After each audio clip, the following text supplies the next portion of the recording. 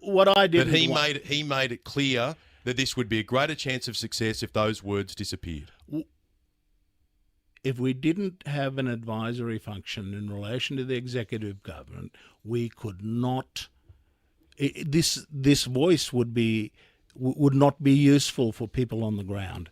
People are not affected so much by what Parliament legislates, because Parliament legislates every blue moon.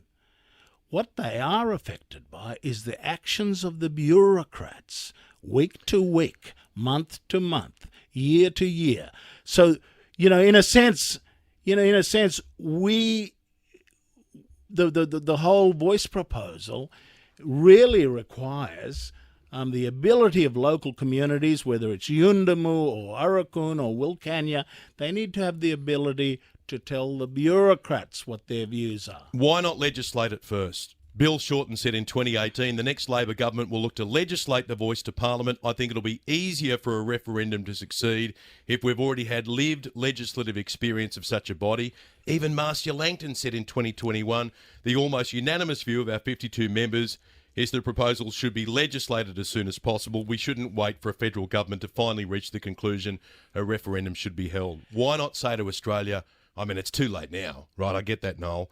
But, you road test something, you show them how it works. If you're going to buy a car or a house, you want to have a look around, you want to have a look in the rooms, you want to have a look under the hood, you want to test drive it.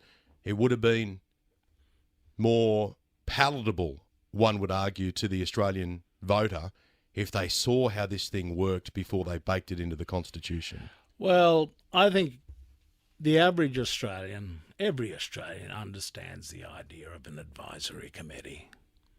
That is not a frightening concept. It's a universal concept. Australians can hack the idea of an advisory committee. They understand what it is. It means people provide advice. The person hearing the advice need not follow it. Do we need to trial run that? We've had advisory committees in the past, and they exhibited one weakness, Ben, and that weakness was government of the day just got rid of it. Mm. And the important thing about the referendum is it has these words, there shall be a body. It mandates the existence of a body. You can change the details of it, but this provision says there shall always be a body. But isn't that part of a democracy that people can decide, you know what, we don't want this thing anymore, right? That's why we go to the polls, to say, no, we want it in the Constitution, it stays there forever. Isn't that overlooking the democratic right of the Australian people to say, you know what, no, we've changed the view on this. We don't want this anymore. No, we will always have the ability to go to the Parliament to change the details. The details can always... the ABC was created under a constitutional power in 1932. Don't go plugging the ABC on my show, thanks. And you're always on the bloody ABC. In 42, they change it during the middle of the war. In 1983, the Hawke government completely scraps it. All right. But also when, we've had things that have been scrapped before in the Indigenous community, I think that happened when you've got both sides of politics agreed on the same thing. This has gone on way, way longer than I expected.